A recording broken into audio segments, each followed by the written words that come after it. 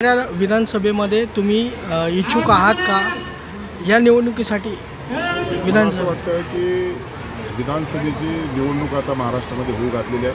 मी विधान परिषदेचा आमदार आहे. लोकसभेच्या निवडणुकीमध्ये जामखेड येथे झालेल्या सभेमध्ये राज्याचे नेते आणि भारतीय जनता पार्टीचे नेते उपमुख्यमंत्री देवेंद्रजी फडणवीस साहेब यांनी माझ्या उमेदवारीची घोषणा केली.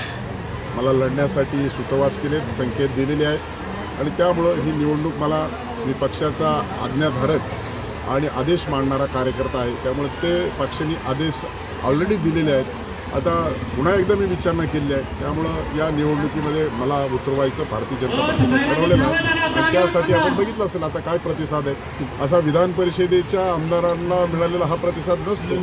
त्यामुळे आता मला निवडणूक लढायला 2 वेळेस संकेत दिलेले आहेत. त्यामुळे मी निवडणुकीला सामोरं जाण्याच्या दृष्टिकोनातून प्रयत्न करत आहे. सर, एकीकडे संकेत मिळत आहेत की अजित पवार जे आहेत, अजित पवारांचे राष्ट्रवादी स्वतंत्र निवडणूक लढू शकते जर तुम्ही महायुतीकडनं उमेदवार असाल आणि अजित पवार किंवा जय पवार हे जर स्वतंत्र कर्जत जामखेडमधून जर लढले तर किती मोठं आव्हान असू शकेल?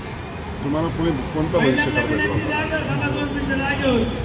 महायुती आहे, महायुतीचं सरकार आहे, अजितदादा सरकारात घटक पक्षाचे नेते आहेत, उपमुख्यमंत्री आहेत. आता तुमचं जसं कल्पित सांगताय की असं झालं तर कसं होईल आणि तसं झालं तर कसं होईल, याला काही अर्थ नसतो आणि त्यामुळं माझ्या तोंडून तुम्हाला काही मिळणार नाही. महायुती अवैध आहे. महायुती या निवडणुकीला एकत्रित सामोरं जाणार.